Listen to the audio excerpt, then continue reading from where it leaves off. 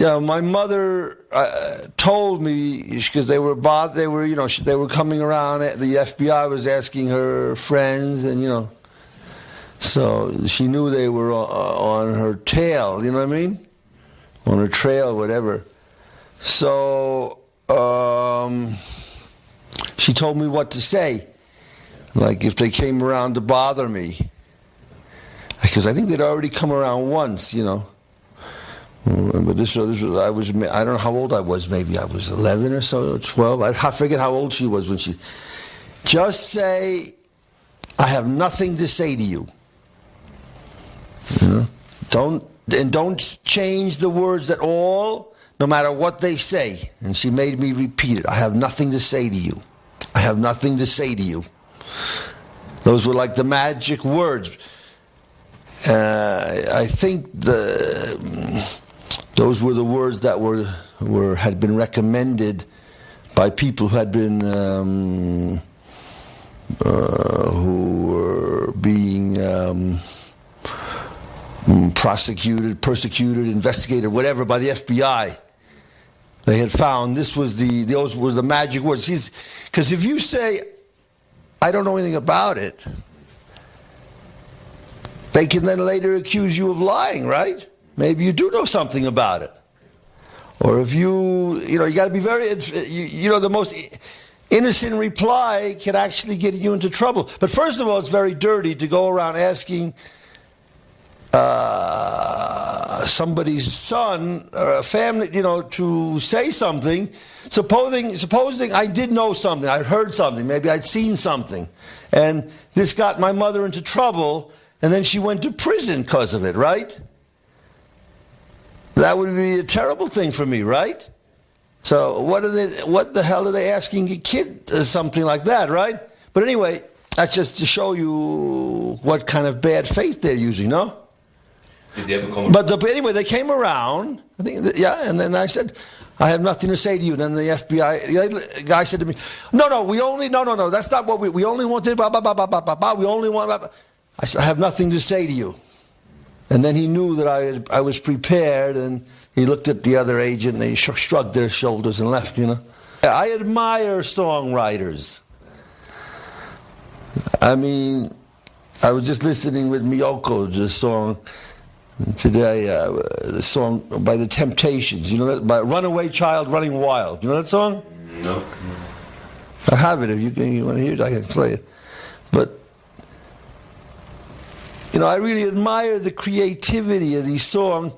This is a song about a kid who runs away from home, And what I admire is whoever made up this song, how did he think it's going to make money for him, right? Because a kid who runs away from home is not going to buy this record, right? Right? So there's no money from him. And you would think a grown-up is not going to be interested in a song about a kid running away from home, right? So where's the money? But they see, but actually it's a kind of an allegory, about our lives. You know what I mean? Very deep. These songwriters I really respect. Because this is hard work,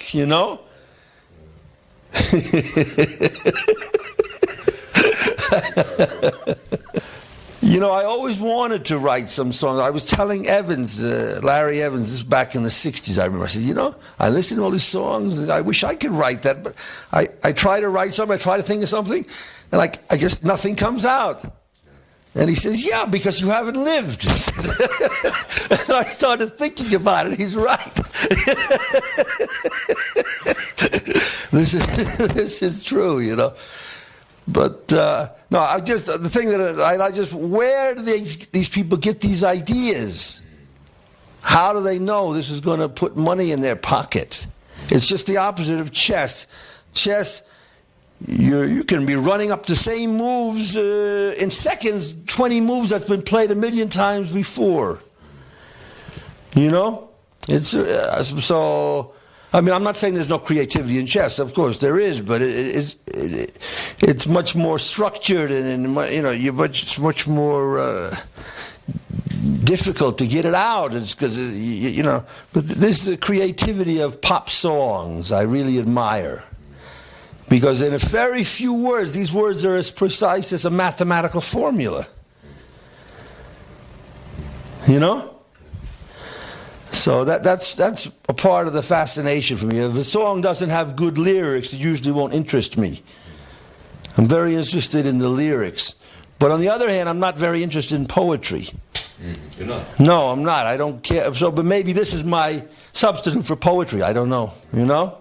It is poetry, of course. Yeah, but I'm not interested in poetry that's not set to music. It doesn't turn me on at all, and I can't remember it or anything, you know? Somehow I consider it effeminate, you know? I really don't like the chess players in general. They're not my kind of people. They are very petty. They're mean-minded, petty, small-minded, stupid. I don't care. I listen to, a lot of times I listen to the radio. I listen to jazz musicians, and they really seem to love each other. But the chess players don't love each other very much at all. Part of it is the competition, and a part of it is just the kind of people who go into chess, you know? But it seems to me the people in the show business world are not as mean-minded toward each other as people in the chess world. That's my clear impression. They're more in competition with themselves to do the best they can do, whatever, rather than with other people. Maybe I'm wrong. Maybe if I were in show business, I'd find out that they're bastards too, you know. But that's my impression, you know.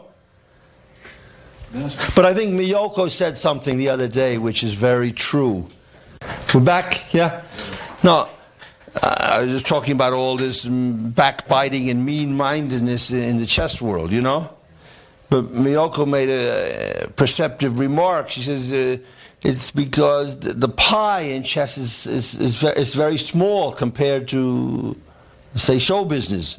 So everybody's fighting for a piece of this small pie. I think that perhaps that's an explanation, or part of the explanation for the jealousy and backbiting among the chess players, you know? Who do I look up to in history? Let me think. Who was a great man?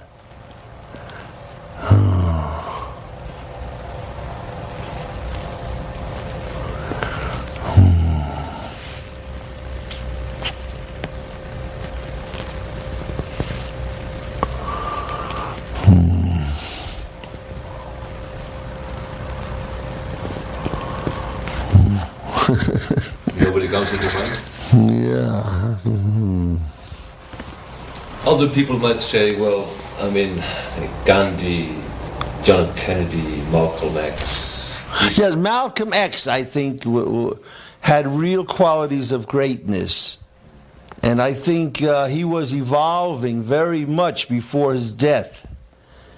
He had a very, narrow-minded, he was locked into a very narrow-minded religion, this black Muslims, Elijah Muhammad group. But when he broke with them, I think he was really becoming much more broad-minded. Hopefully he would even have given up Islam, although they say he would not have, but I don't really know what he would or would not have done. But the man was brilliant, But he was certainly becoming much more broad-minded than before. Because this Elijah Muhammad is a very, very narrow-minded group. They had no dancing. You couldn't go to see movies, Ridiculous. But he still proclaimed Islam to the end. But maybe he would have given that up. I have a lot of beefs with Islam, even though I sympathize very much with all the injustices that have been done to the Arabs, and the Palestinians. I have to be honest and say I don't dig Islam at all. You know? I think that there was a very perceptive remark on the BBC a few years ago.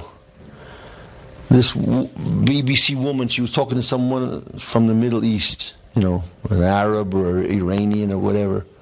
This is all about Jew against Islam. That's what this whole problem in the Middle East is about, isn't it? That's what, and the Middle East guy says no. He says religion has nothing to do with this. He says the Jews want what we've got. They want our oil. They want our land. This has nothing to do with religion, and I think that's really true. Well, Sami would not want to be a part of any religion that would not allow dancing, that's for sure. Yeah. Are you a good dancer? No, I'm not. No. You don't dance? No. Well, when you were getting your titles in chess, he was getting his titles in rock dancing in Iceland as the rock king. Yeah. Probably about the same time, but yeah. 5, 6. Yeah, no, he's a great dancer, but I will match his musical knowledge any day. Oh yeah, he will. I noticed that.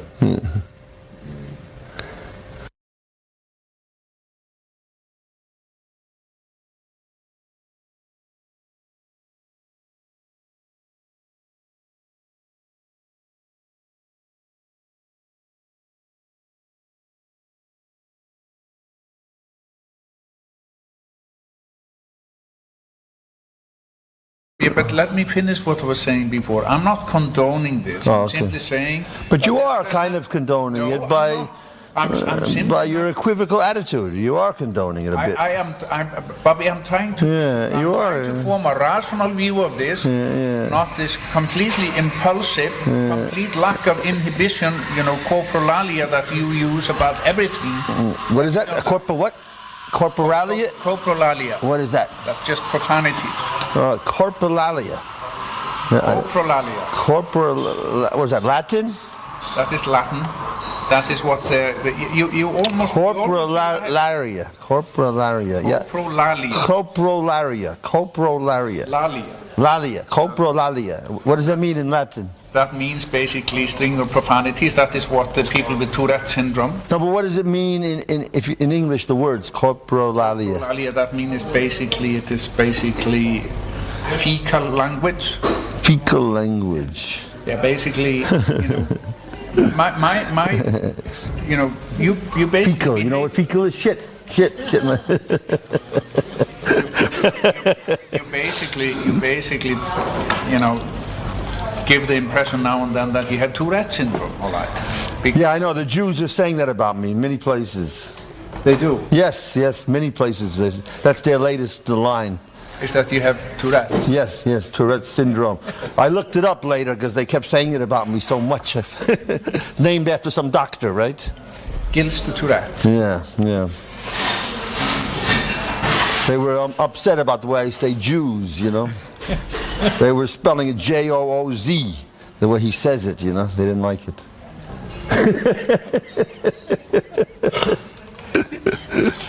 You're a piece of work. You should take, Simon is really worried about it. Yeah, I know. He's really getting... Everybody's worried about it. He's getting the heat.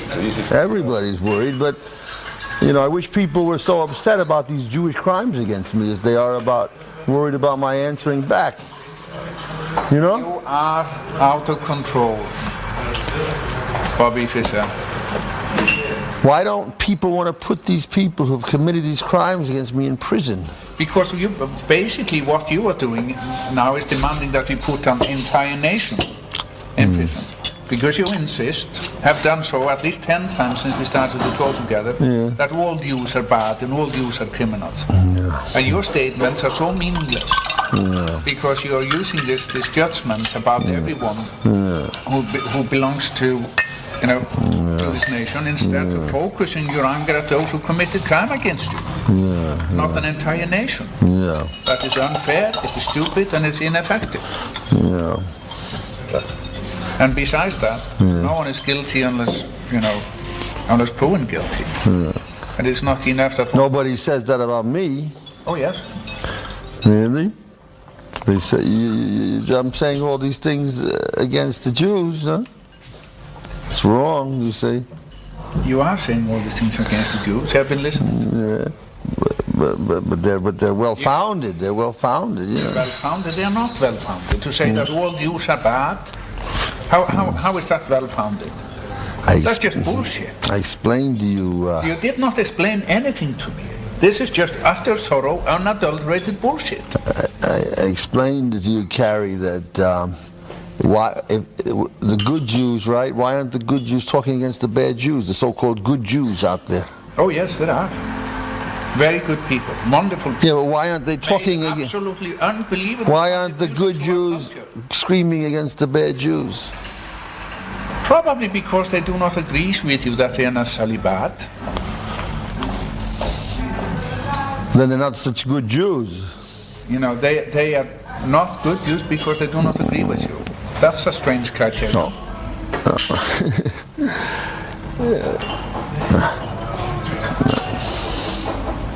You're a debater. I'm not into debating. This is not good for me. I'm not. Just because you have no argument, you say you're just a debater. You know, it's not good for me. You know, when you're asked to support. No, what I'm saying. No. What I said is. What you said doesn't make any sense. Let's just eat and think about Fischer Roundup, which is a great invention. You know, all these guys like Carrie, they in college they learn debating. Yeah, they actually learn debating. How to superficially win an argument, how to make the other guy look like a dummy. I am not into that. Bobby, you're saying that I am superficially winning this argument and you are profoundly losing it. Is that what you're saying? No. Again, this is debating society tricks. You know? Like a joke. Yeah, John also is into debating. And all these people have been to college, you know? But if you're a public figure, right, you lose certain rights. And you claim that you're a public figure. And you are. And you want to enjoy the benefits of it, but you don't want to pay the price for it. No. The point is, these big companies, they're obsessive about their so-called rights, no? They've got all these rights, intellectual property rights, no? Which are endless, right? Nobody can touch their rights. But they trample on other people's intellectual property rights all the time. They don't. They do. No, you don't have intellectual property right to your name. You don't have intellectual property rights. Let's move on to another subject. The U.S. government gave Learning International the right, the trademark of Bobby Fischer teaches chess, right? What do you say to that? Is that correct? No. But they did it. I find that peculiar. Well, I mean,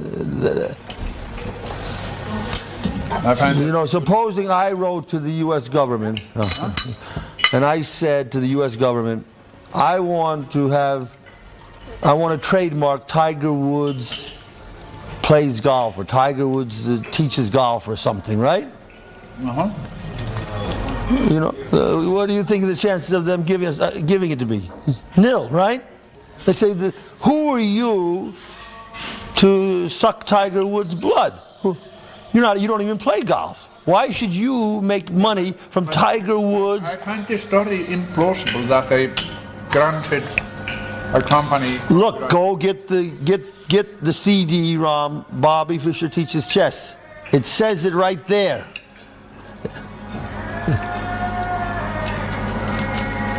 Get it. It says it. I'm not making it up.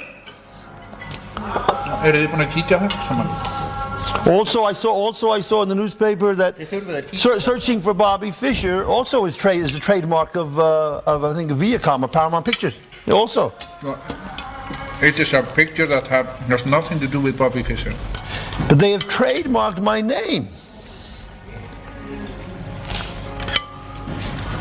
Why can't I trademark Tiger Woods' name? I want to make money from Tiger Woods. I have a right to make money from him. I have a right to make millions and billions from Tiger Woods. Why can't I do that? He isn't doing so bad these days. Why can't I make billions from him? I have some good money-making ideas about making money from his name. You know? I want to make billions of dollars from Tiger Woods' name. Why can't I do that? Well, have you? I know I don't play golf or anything, but I have these money-making ideas. I want to make it. You know. Have you considered contesting those guys? As I told you, I don't have. If I'm gonna spend the rest of my life in court. I've already been in a number of lawsuits in America. And I always got laughed out of court, and it's completely controlled. It's a joke.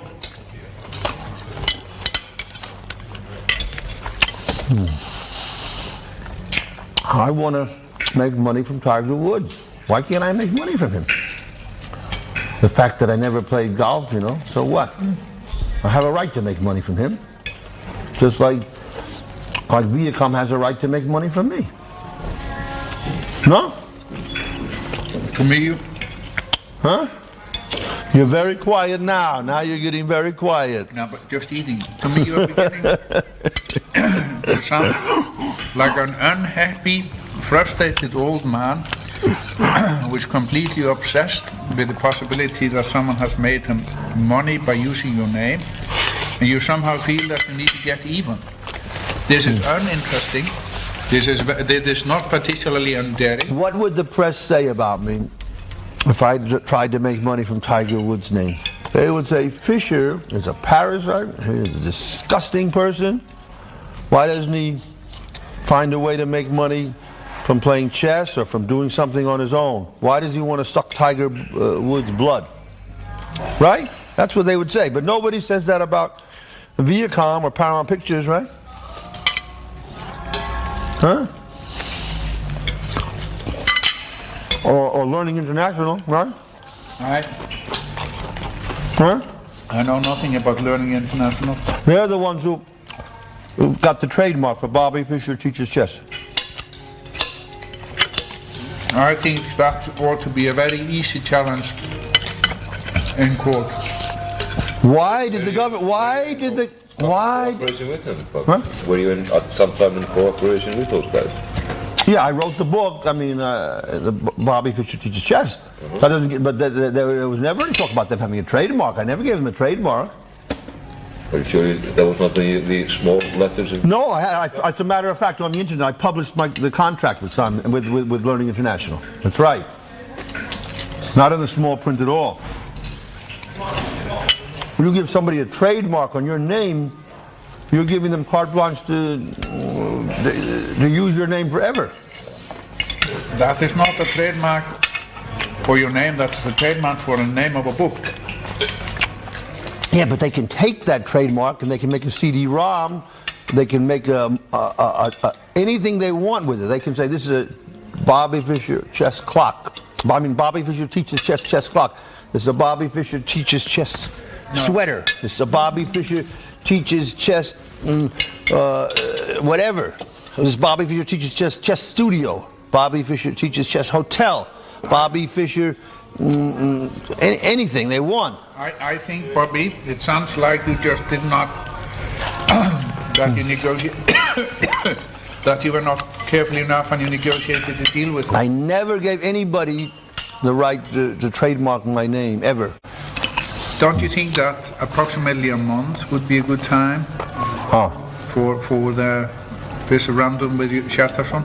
Yeah, if it can be done. The quicker the better. If it can be done quickly, yeah. It can be done quickly. If it can be, yeah.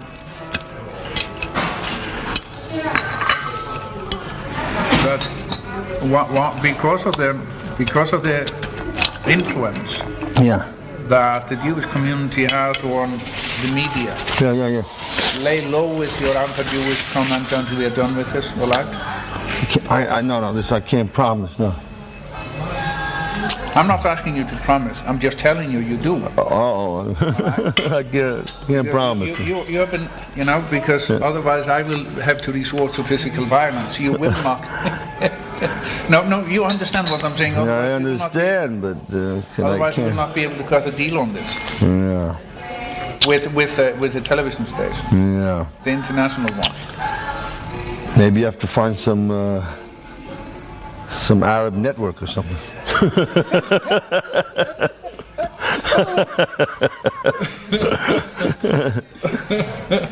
So he had not lost his sense of humor. That's for sure. But how much money will he get? We need to, you know. No, I'm serious. I don't think you can count on any of these type, Western networks for money. No. I'm not counting on them for money. I'm counting on them for distribution. Yeah. There are, the value in all of this lies in so many places. Yeah. It lies in the direct monetary value of what you get out of it, and then it lies in the sort of intangible value that lies in the distribution because of the next match that you want to play. I've never understood these things, precisely, very well, I just understand these things very generally, you know what I mean? Yeah, but it's when you're starting this, Yeah. it's extraordinarily more important than exactly the sum of money you would get for the first match. It's the exposure that the match is going to get. Yeah. Because that creates value for the next match. Well, it's very important to promote this game. I think this game is very exciting. It will catch on. The interest in it will catch on. As soon as Once they see it, As soon as you have played these two games, Yeah. these two matches, the Hjartarson and then the Karpov or Kasparov, this will catch on like wildflower. No, I think it'll catch on like wildfire right away. As soon as people start to see the games, how exciting this new chess is, and as I say, you have a diagram in the newspaper before every game. Yeah. The starting position. Yeah. I mean, you start just the diagram is so exciting, no? Yeah. Just to start thinking about the game even before it begins, right? Fischer, mind you. Well, you don't have that at all in the old chess, right? It's absolute. Who gives a damn about the old starting position, right? It's so old hat. It's so boring, right? This is also an equalizer. Remember, this is an equalizer. This is going to make people much more even. Yeah, right. I think we should call this a day. In the early afternoon tomorrow, we will meet with Hjartarson.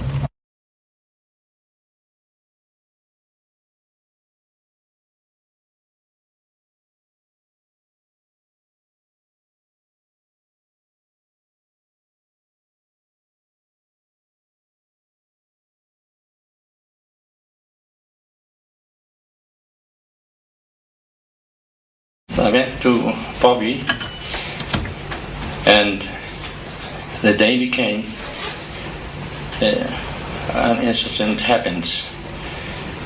That was regarding food, which I got just from Bobby. I wasn't there.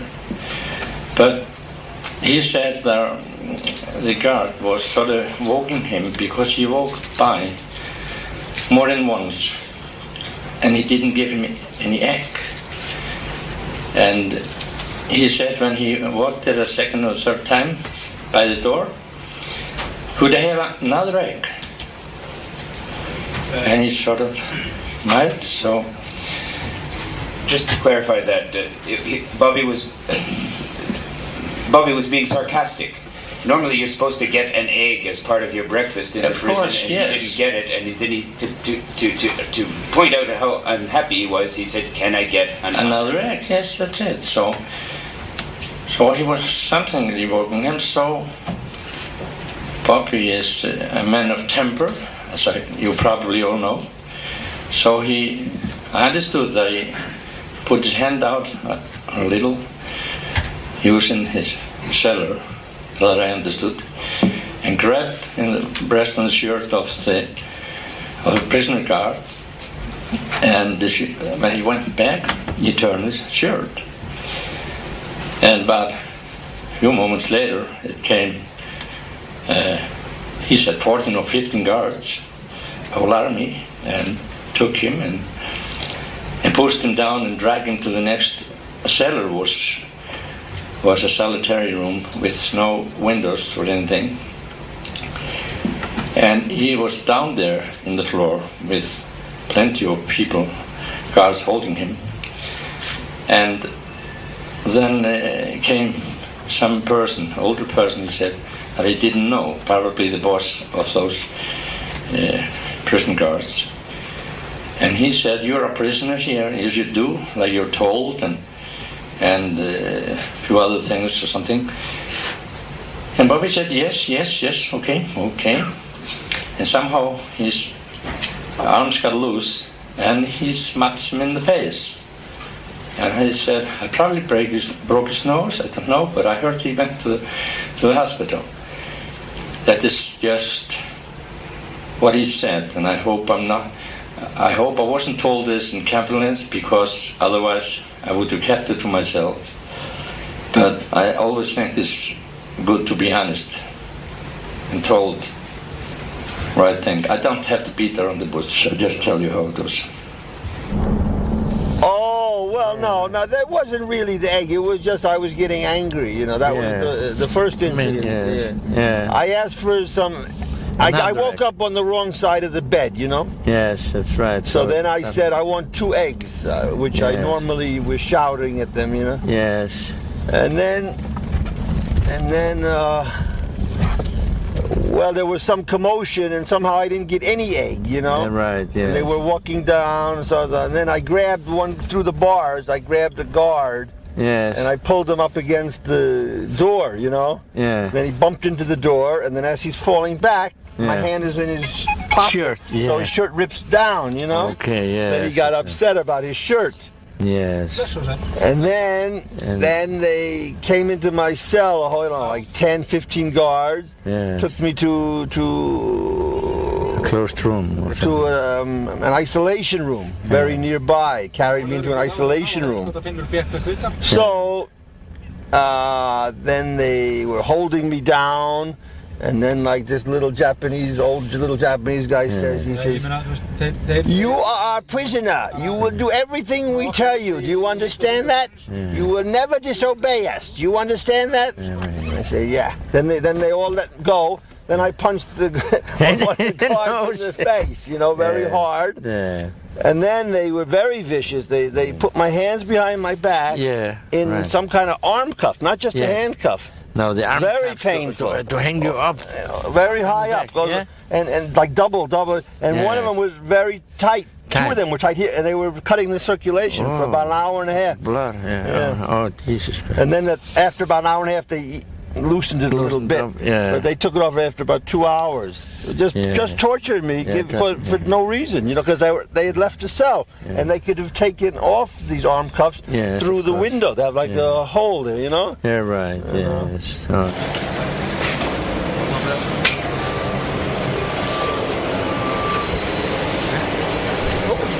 Är det orden?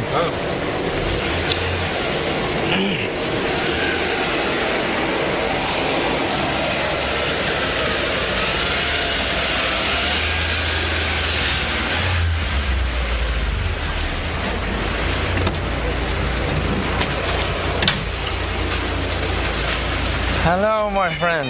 Hi. Hi. Hi, nice to meet you. Glad to see you. Yes. My friend. Oh, my friend. Last be free, my friend here. Come. May I give me a hug here a little bit? After all these years. Wait, my hat. Oh, there's your hat. Okay, get it. Okay, here you go. Okay, my friend. Give me a hug. Give me a little hug. Okay, brother. Nice to see you after all this time. Oh, geez. Maybe you go to this car here. You put it probably in the back here.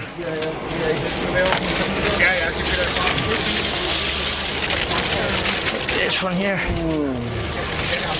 Okay, last we are here. Much of the battle was won. Oh, my friend. Nice to see you. Oh, my friend. Okay. Yeah, I think we sit down here. That's Fredrik from the embassy. Okay. Thank you, sir. Tusind tak til her. Tusind tak. Jeg er kollega. Jeg har policy for job. Ja. Jeg er chief inspector in station i Vesterbyen. Ja. But I Mr. Mayo pensionister. Okay. Vi skal lige have hans bagage, det kommer lige om lidt, så er vi klar, så kan I bare køre. Ja, det er der. Fun. I believe in having fun. I know what you mean. I know.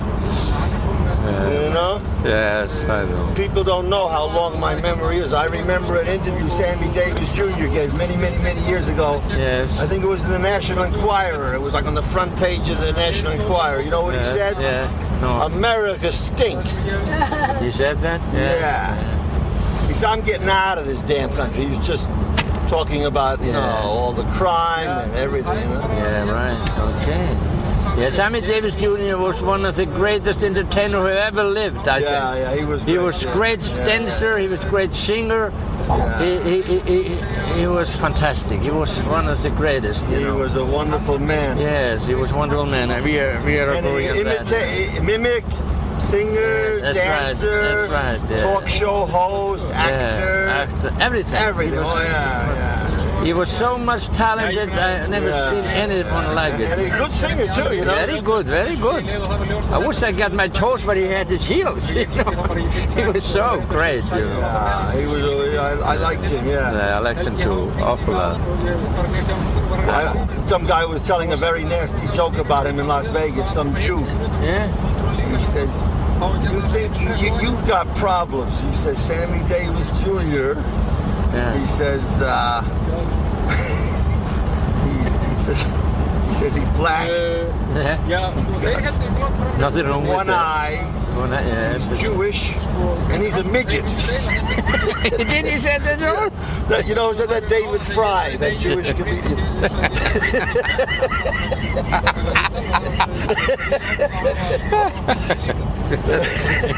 He's a midget, and he's black, with one eye, and he's Jewish. And he's Jewish. No, but I really like him. I like him too, awful lot. Oh, I like his song. You know what his song was? His big hit? You know what? It's my motto. You know, what's his name?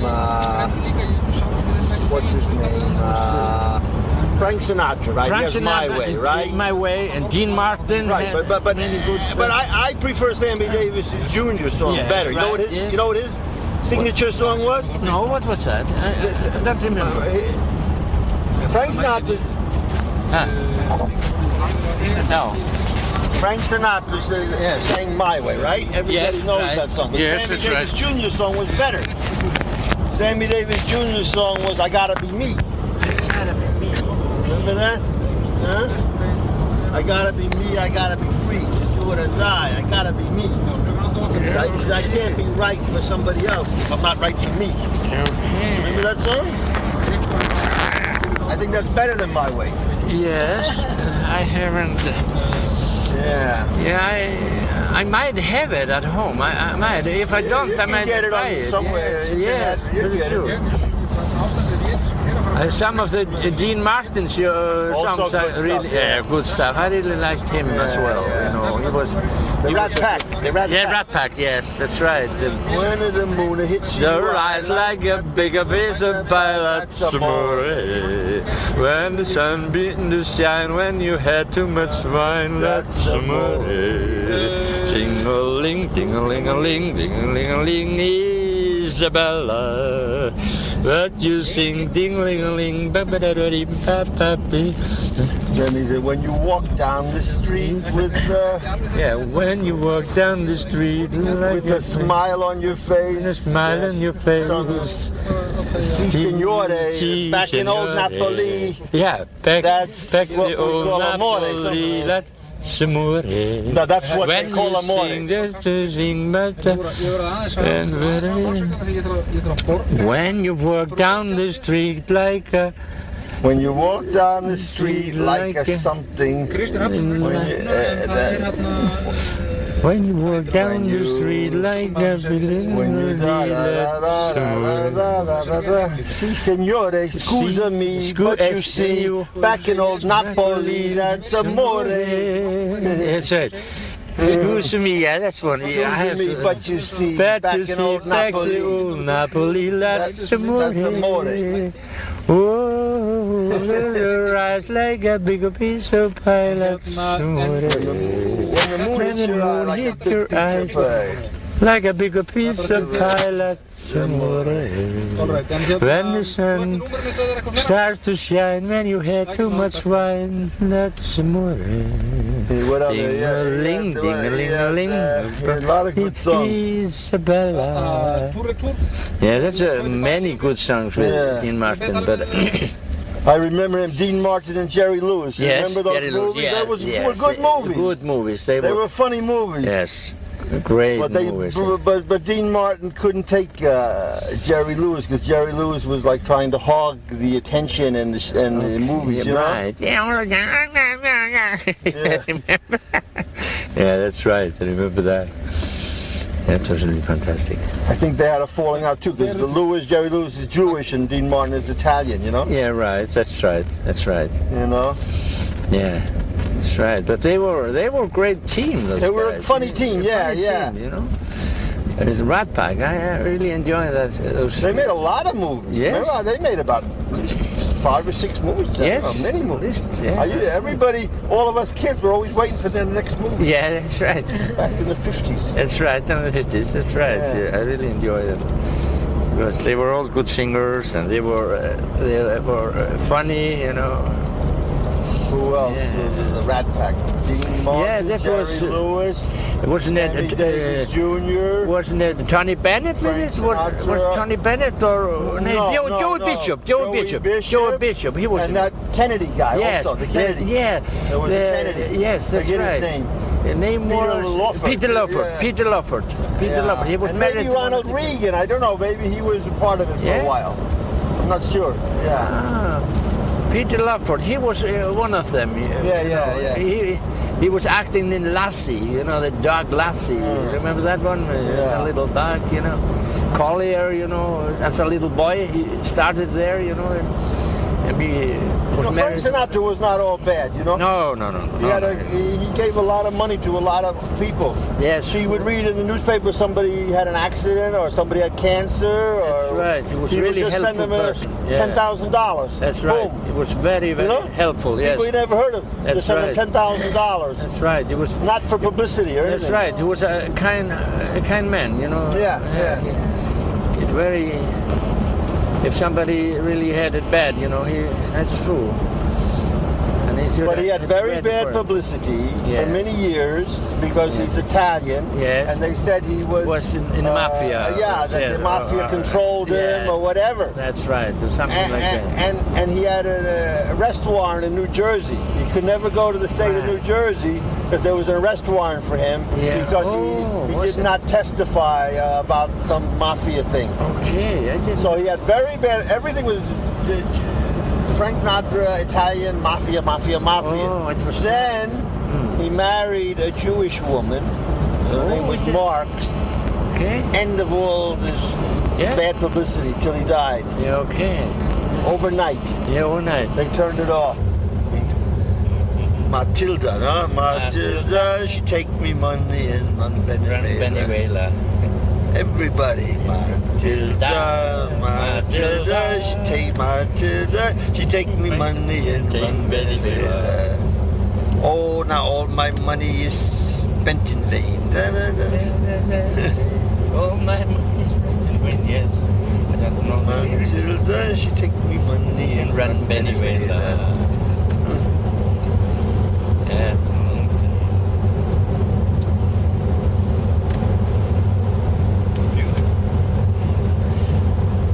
You like that song, We Are the World? I was watching the video in the prison. Oh, what film was that? What? No, the song, We Are the World, by, you know, that famous song about... We got the whole... No. We are the world, we are the children, Yeah, we are that's the ones fantastic. who make a brighter Yeah, day. that's So right. let's start giving. Yeah, that's right. And everybody singing that. Yes, they that was fantastic. Yes. They had, So you, they had Ray Charles, Bob Dylan, Yes, all Bruce the greatest. Springsteen, Yes. everybody. They had everybody about, was alive, you know, of the best. You know. Yes, I remember that one.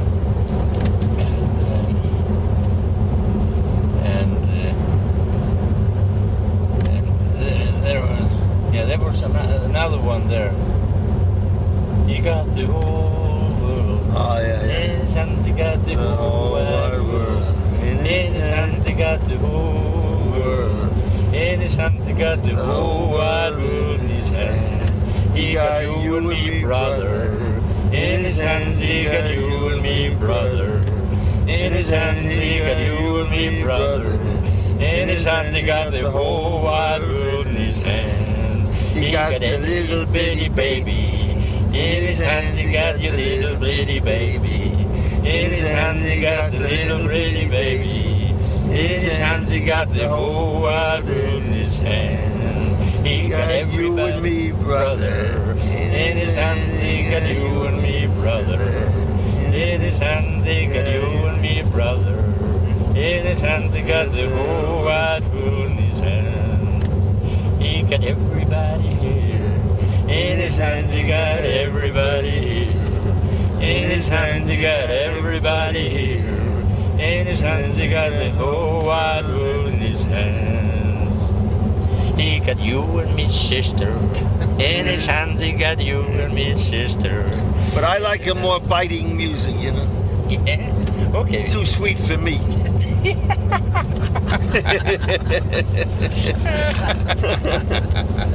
Okay, we found something more. What's your favorite? Right, you go. Well, I have so many, you know. Dylan or Yeah, I like to. You ever hear of Chuck Jackson? Chuck Jackson. Yeah, he had the song "I Don't Want to Cry." Remember that? Then he had a song "Tell him I'm Not Home." Remember that?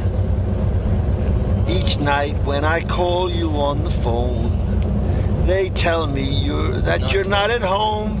I'd feel better if you told me that I was on my own instead of standing in the background. Oh yeah, tell them I'm not home.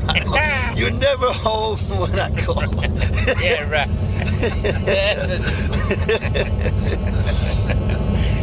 That's a good one. I like the, you know what song you like? You like that Funny Familiar Forgotten Feelings? You know that one? By Tom Jones. Yeah, funny familiar forgotten feelings keep walking all over my mind. Sex bombs, you know, sex bombs. I must go on, be strong, Right. though millions of teardrops may fall. Before those funny, familiar, forgotten feelings stop walking all over my mind. Yeah. That was one. Then he had the green grass of home. And then the old hometown looks the same as I step down from the train. And there to greet me is my mama and my daddy. Down the road I look, and there runs Mary. Hair of gold and lips like cherries. It's good to touch the green grass of home.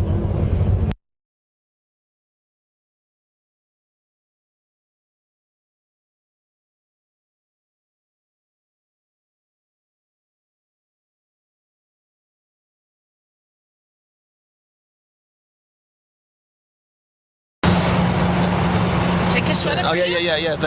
They don't want people to get the picture. Yeah. So they shut up talking about "Don't Jew me." You understand? Yep. In other words, they don't say Michael Jackson is a very bad person and he should be convicted of this child molestation because he said "Don't Jew me" in a song. They're too smart now. Now, before they made a big story out of it. But now they're at a different stage. Now they're really going after him, and they don't want people to get the picture, to see the real motivation. Right. You know? And then I explained about all the plastic surgery. I explained how he is not guilty for this because he's mentally and emotionally ill. The doctors had no right to do this to him. The doctors had no right to do this to him, even if he wanted it, because he's mentally and emotionally ill. If you come to me and say, Bobby, push me out the window, I'll give you $1,000, I'm not going to do it. I'll try to tell you to get some help, you know? That's what they had to tell Michael Jackson. Right. But there was a stinking American movie about the Gulf War I with George Clooney. And then one of the soldiers makes a speech in there condemning Michael Jackson for the surgery. He did it to himself. I didn't see that. Yes, Gulf War I. I don't know the name of the movie, but it was about Gulf War I starring George Clooney. So, you know, this is a very sad case, Michael Jackson. Because I think he's a very nice person. This is so damn commonplace in America. This is happening 1,000 times tonight while we're talking in Hollywood. They call these guys chicken hawks, you know? Chicken hawks. Can I have one glass? You know? They go for young kids, you know? We were thinking, Bobby, if you could go and take a short interview before we eat. Just to Okay. Is that okay? Do you need maybe more light? Do we have any more lights? Okay. You have a napkin? A napkin? Yeah. Napkin, yeah. A napkin? I can take it. Okay. Very good. Okay. Very good. So we have all of those ones, so that's the maximum we have. Right. Do you think that the US government will keep coming after you, or will they give up now that you have become an Icelandic citizen? Yeah, that's the question now, no? What do you think? I'm not sure, but if I know the Jews in the U.S., they may lay off for a while, and then they like sneak attacks. They may lay off until things die down, and then they may come at me with some attack I don't expect, you know? Or they may continue now, because Bush is crazy, obviously, and the Jews behind him. I really don't know, you know? Might let you go. Might stop it. No, they will not let me go. I mean, they may. No, they won't let me go. They will. The most they might do is stop now, because it's already gotten some publicity, you know, bad publicity for them. But at a future time, they will try something. I don't know what it will be. Could be anything, you know. There are a lot of ways to finish somebody. By the way, does it sort of bring any change to your state of mind that you have now become an Icelander instead of American? Which you have been I'm still an American, they say, the Americans. So I guess, are you allowed to have dual citizenship? Yes, that's right. Yeah, but no, I'm very happy to be an Icelander because, first of all, I've had all this trouble with America all these years, right?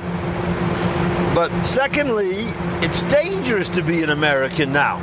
Whenever I checked into a hotel, you know, showed my American passport, I'm always wondering, maybe these people here are connected to some Muslims, and they're going to say he's an American here, and I'll get killed or kidnapped or something, because they may think I'm against the Muslim people or whatever, you know? It's dangerous to be an American now. Huh? It's dangerous to check into a hotel and just say, I'm an American. Because you're better off saying you're an Icelander. Yeah, much better. Much better. What are your plans, let's say, for the next months or even years? Are you planning to residing in Iceland, or are you planning to moving somewhere else or move around? I hope to spend time in Iceland, but I like to move around. I wouldn't, you know, spend all year in Iceland, I don't think. Yeah. Free man. There is a strange, or not a strange maybe, but as a grandmaster in Iceland, according to law, you are entitled to a salary. And every Icelandic grandmaster in chess, they've been paid salaries, provided that you do some teaching in chess, or even possibly play for Iceland in an international. No, I hate chess very much. No, I don't need the money. No, I don't need it. I'll wait. I'll skip it. So you're not. I hate chess. Really. You hate chess? Yeah. So you're not planning on claiming the grandmaster salary? And No. Why do you hate chess? Being probably and possibly the best chess player ever. Because I know what chess is all about. Yeah. It's all about memorization. It's all about prearrangement. But creativity. Yeah, creativity is lower down on the list. Yeah. But you did. You became world champion on creativity. Well, first of all, this is a long time ago when I played the Spassky the first match. And even the second match, it's already some time ago, 15 years ago, almost 13 years ago. And chess, just the last few years, has changed dramatically with all this computer stuff. But really, if you analyze chess objectively, very, very objectively, it's been a lousy game. Going back even to the time of Morphy, there was a lot of book. But there still is a place for talent, for creativity. It isn't all prearrangement, all theory, all... No, not all, of course, not all, I agree. But why do you want to get involved with something that is mainly rote and prearrangement? Obviously it's not all, that, but the creativity is like maybe number 3 on the list. The first is prearrangement, and the memorization, and then comes creativity. Opposed to Fischer random, then you sort of put creativity first. Right. Now let me explain something about Fischer random. I've never made any claims that this is the greatest thing, since puffed wheat or whatever. You know what I mean?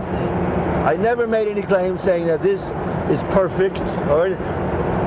What I say is it's much better than the old chess. Now, for example, let's say you could have 1 million chess-like games, right? Maybe 1 million of them, or 10 million would be better than Fischer random. But the point about Fischer random is it's basically the same as the old chess, except you get rid of the theory, and it's very easy to remember the rules. That's my point. You see? Now, I was just looking at a book Sammy gave me, this book about Capablanca. Yes. Capablanca had a very interesting game that he proposed. I think it was 10 by 10 or something. And it had 2 kings and extra pieces, and you win the game by mating either of your opponent's kings. And it looked like a very creative game, and maybe much better than Fischer random, but it looked very intimidating, even for me, right? Yeah. The top chess player. It looked very intimidating. All these extra pieces, huge board, 2 kings. If it intimidates me, I think it will intimidate the average person much more. So there are a lot of games that you can come up with that have practical defects, not creative defects, but just defects in terms of discouraging people to learn them. You see, that's my point about Fischer random. You can learn Fischer random in 10 seconds practically. So there is no impediment. You have the same pieces, the same board. All you have to do is get an electronic shuffler, and in 1 second you have a position. But of course, you could create more creative games than Fischer random. Maybe, an extra piece or a bigger board and all kind of things. But my idea, people think I'm anti-chess. No, I'm not anti-chess. I'm pro-chess. I'm trying to keep it alive. It's just the reverse.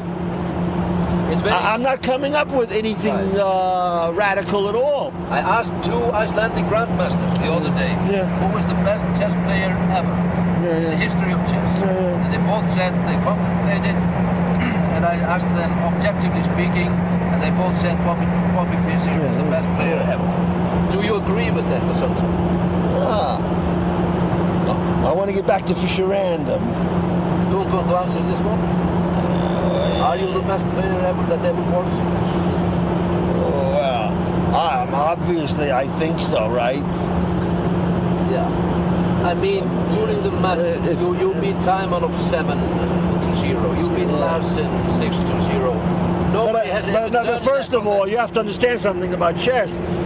Of course, I'm better than Morphy. Why am I better than Morphy? I know, I don't say I have more talent than him, I just know much more theory, right? If he came back today and he could not open a book, let's say, right? He would do badly against, even against masters, maybe. That has nothing to do with his talent, though, right? So when you say, I'm better than so, doesn't mean anything. Because of all this theory in chess. But now, if you were to say, am I the most talented player, that's something else. Are you the most talented player? Well, again, I think so. But maybe, that's just my opinion. Morphy was fantastic, Capablanca was fantastic. What about later? World champions, Kasparov? But, as I said, I don't like to delve too much into the old chess. Right. Because I hate it so much. I feel by delving into it, I'm promoting it in some way. I don't want to promote this goddamn game. My only interest in the old chess, I have only one interest.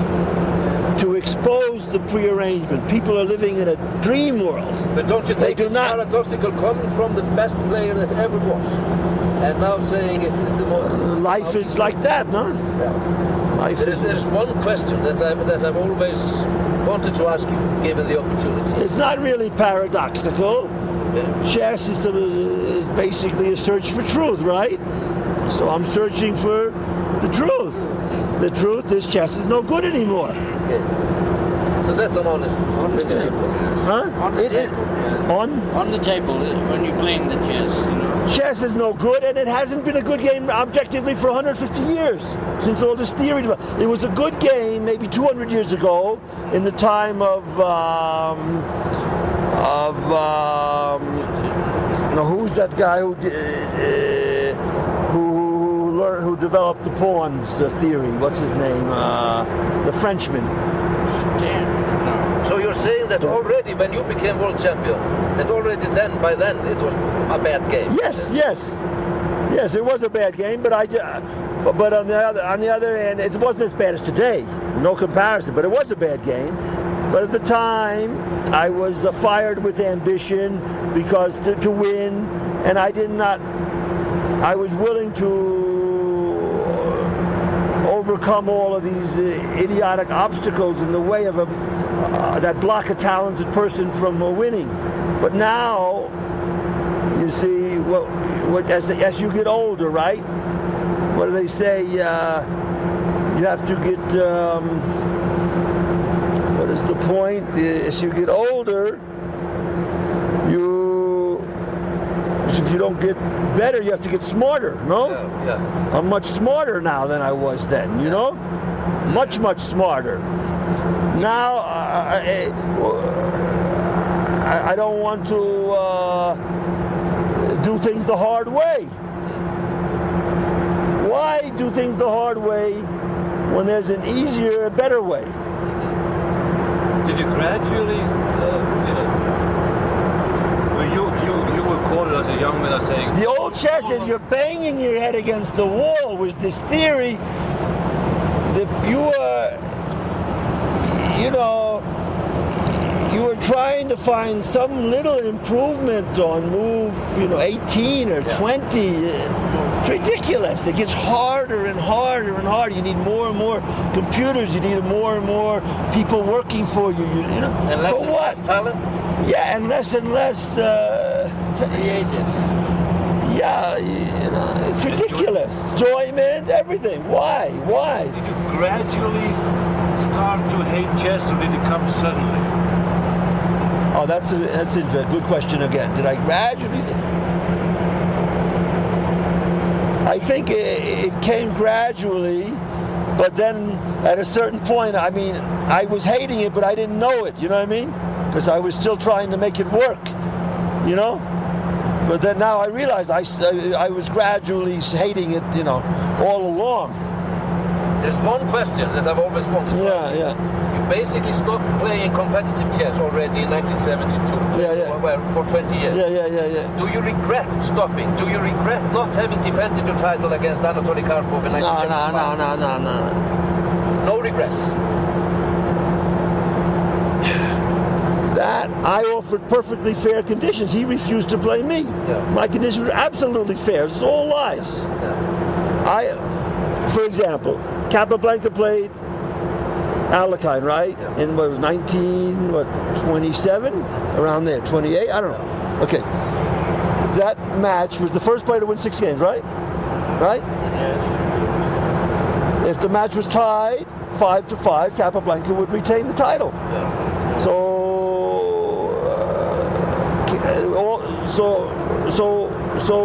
Alekhine would have had to win the match by at least 6-4, right? Yeah. But nobody ever has complained about that match. They all say that was a great match and it was a fair match. My conditions were much fairer for the challenger. He had to be beaten 9 times to lose his chance to become world champion in the match. Absolutely fair conditions. Ridiculously fair conditions. Almost everyone is sure that even under the conditions that you refuse to play, you would have won him. Have you never felt regret not defending your title against him? Well, apart from the conditions, irrespective of them. I say, I don't like the way you put it. He refused to play me. I'm the champion. Yeah, I know. You know. The whole thing was absurd. It's only one void. It fell on one void, you know. Well, no. First of all, I talked to Fred Kramer later. Yeah. He told me I won this vote in Amsterdam. Yeah, okay. Yes, but because if you will recall, they never published the breakdown of the vote. Okay. They never said how each country voted on my conditions. And he says, I won the vote. They just said I lost it. I thought you lost it by 1. That's what the press says, yes. But he said it's not true because they never published how every country voted. He said, I actually won the vote. They're just lying. Well, let's get back to this prearrangement, okay? If I had written my book about Karpov and Kasparov as I had intended before the Jews stole all my files, you would understand what a rotten game chess is. If you realize the extent of the prearrangement, you wouldn't have any regrets about throwing out the old game yourself. Politics, the rotten politics of chess. The prearrangement is it's almost all prearranged now at the higher levels. It's all prearranged. I am not exaggerating this. This first Karpov-Kasparov match was prearranged move by move. Every move of every game. There's no question about this. All through the match? Yes, and I believe all of the Karpov-Kasparov matches were prearranged move by move. Every move, every game. But there's no question the first match was. I studied that match intently. And I still intend to write a book about it, even though the dirty Jews stole all my files. I had I had several boxes full of books on it. I had every game annotated about 18 different ways.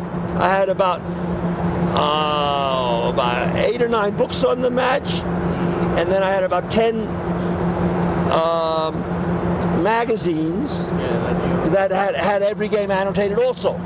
So I had about 8. I had every game annotated from fully annotated from 18 different sources.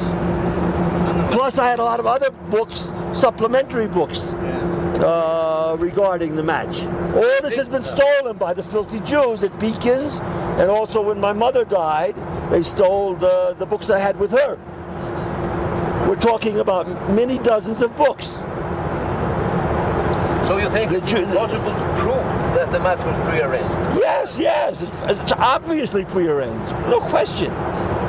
Look, unless you think I'm crazy, which I'm not, the Jews say I'm crazy, I'm not, I'm perfectly sane. Anybody can analyze my voice, and you will see I'm telling the truth. Now ask the Jew bastard Kasparov, or ask Karpov, is their match prearranged? Ask it live, in the same conditions as this. You will see they are lying. You will see they are lying. Any half-assed expert will be able to tell you they're lying. With any kind of, even without a voice lie detector, but especially with a voice lie detector, you know? They are lying. It's obviously prearranged, the first match. So plain.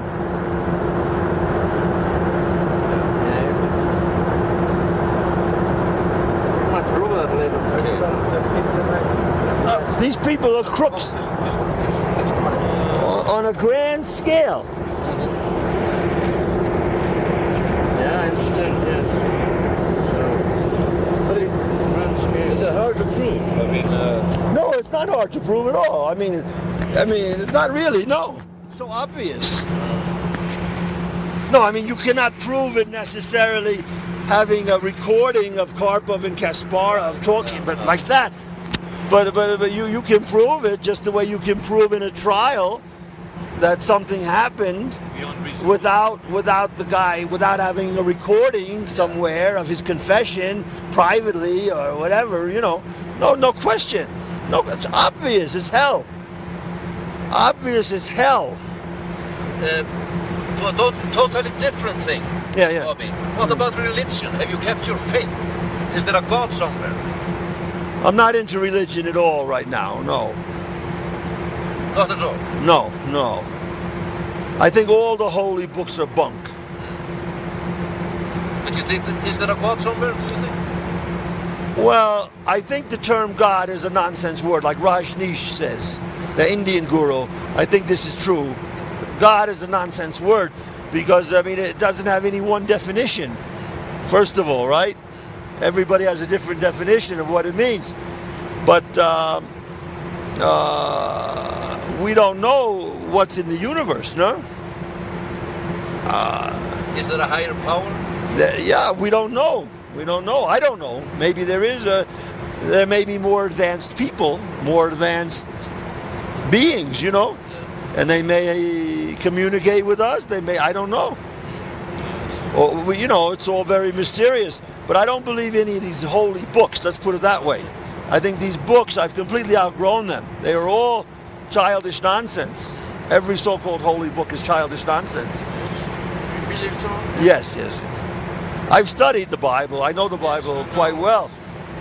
I've also looked over some other so-called holy books. Yes. You know, there's so many so-called holy books. There's the Book of Moroni, there's the Quran. I've looked through these. They're all rubbish. Were you a religious man at any point in time? Did you believe in God? Well, I was following for a while, yeah. Not anymore? No. It's very simplistic, you know. Too simplistic.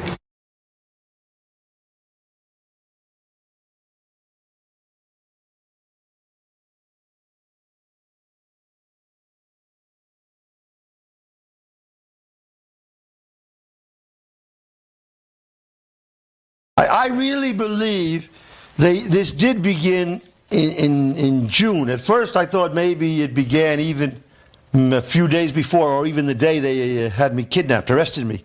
But I think it probably did begin in June 2004. Because I was going with Miyoko. We go to coffee shops for tea, you know? And I started to notice some strange people, old guys, sitting around just endlessly. They had like a briefcase, they seemed well dressed, doing nothing when I was there. And this happened more than once. Didn't just happen once. Once you let it go. But it was happening continuously, starting around early June. And I started to wonder, maybe I thought these were either journalists, or I didn't know, some kind of secret police or whatever. I didn't know what the hell was going on. But you have to live your life, right? So you have to ignore these things, right?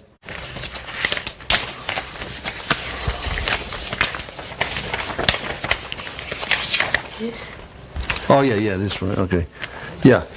The only thing they could possibly be talking about when they say my passport is revoked. I'm sorry.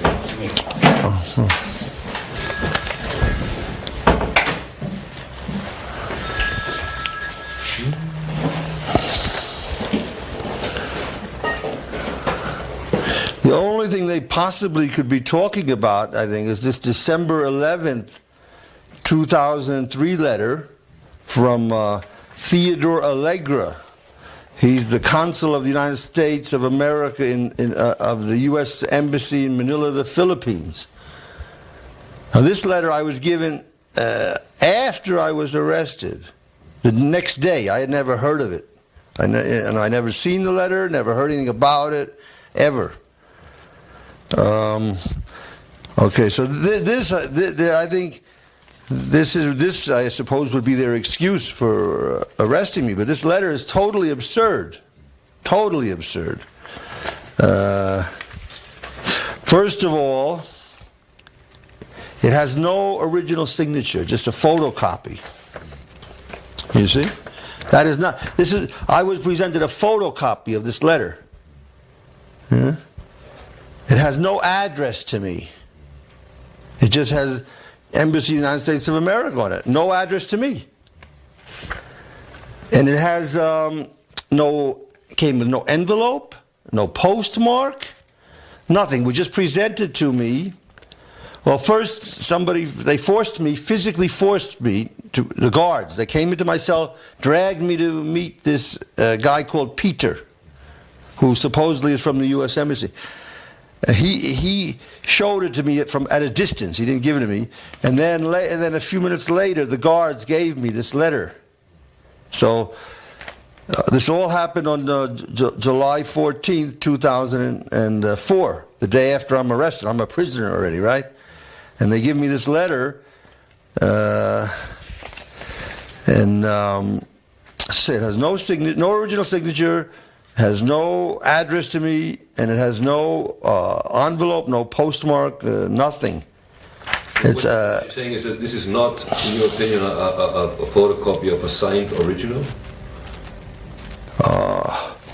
In my opinion, this letter was not written when they say it was written, and there may not even be an original period.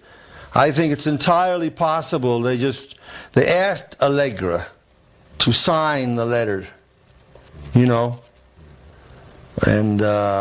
he refused because they wanted him to predate it back to December 11th, 2003. I think all of this, the decision to arrest me and everything, came much, much later. I think in June or July even of 2004. So there was no revocation, there was nothing until then. You see? And there was no attempt made to get this letter from December 11th, supposed letter from December 11th to you at all? No, absolutely not, no. And all of the indications are that there was no revocation on December 11th because I was traveling all over the world for many months after this. I mean, so this entire arrest is just based on lies by the U.S. government, and there's some letters that I got later, much later, that were sent by the U.S. government to the Japanese Ministry of Justice. I got copies of those letters. But all of this, I believe, started in June or July. The decision to try and get me arrested by the U.S. government started in June or July. I think this is quite clear. But why would they date it backwards, the letter, if because it ties in with this arrest. This says when I entered April 15th, 2004, I entered, my passport was not valid. You see? They wanted to say, not only isn't your passport valid, but you were traveling on a revoked passport, sin of sins, right? But first place it was not revoked. Second place I wasn't traveling on a revoked passport, And, I mean, were you hard to get hold of? I mean, oh yeah, that's a good question. Later on, I got these letters from the U.S. government to the Japanese Ministry of Justice, and the U.S. government simply lied to the Ministry of Justice about that. All right, thank you. And this, let's see. Okay, I'll put this here. This is a mess here. This is, oh my God. Okay, here. Later on, in about August, sometime in August, I got letters from photocopies of letters that the U.S. Embassy in Japan, in Tokyo, had written to the Ministry of Justice. There are 2 letters. Okay. The first letter was allegedly written June 8th, 2004, to the Director General, Immigration Bureau, Ministry of Justice, Tokyo, Japan. The second letter was allegedly written August 11th, 2004. See, so the first letter was written before I was arrested. Actually, it was kidnapped by the Japanese government. The second letter was written after, right? August 11th, 2004. But in the August 11th letter, 2004, this August 11th letter, 2004, for the Embassy of the United States of America to the Director General, Immigration Bureau, Ministry of Justice. Dear Director General, I am writing in response to the inquiries made to us on August 10th regarding the U.S. government's revocation of the U.S. passport issued to Robert James Fischer. Okay, so they're writing to the Japanese government. I guess the Japanese government had some questions for them, but here they just tell a flat-out lie. It says Mr. Fischer's passport was properly revoked on November 21st, 2003. Actually, they're claiming that it was revoked on November 21st, 2003, and then I was notified on December 11th, 2003. I guess that's what they're claiming, okay? Mr. Fischer's passport was properly revoked on November 21st, 2003, prior to his April 15th entry into Japan. However, we were unable to properly advise him of the revocation until he was located in Japan on July 14th, 2004. That's the day after I'm arrested, see? I mean, kidnapped, arrested. But later on, this was, I think, October 15th, 2004, they had an alleged passport hearing in the prison where I was, which I did not attend because I had written them telling them before I would attend such a passport hearing, I had to be freed from my illegal detention. I had to get back my destroyed passport, and I had to get issued a new passport. You see, the idea would be to set a level playing field. Okay, but they refused, and they went ahead with this hearing, but I did not attend. My lawyer attended, but not only to protest that this was not a legitimate hearing. You see? Now, but any event, something good came out of the hearing because the U.S. government gave several exhibits. And one of the exhibits completely destroyed their case. I mean, they had no case at all, but I mean, what case they pretended to have, let's say. This is a copy of my 1997 passport application that I made in Bern, Switzerland, to get my passport that was later on destroyed, see? And on this passport application, This was made. I think it was January 24th, 1997. Okay. On the passport application, I gave my P.O. box. You know, this is a bad copy, but anyway, you can see P.O. Box 50917, Pasadena, California 91105, USA. So they had an easy way to notify me all along. If they had this Allegra letter, why didn't they just send it to my P.O. box, right?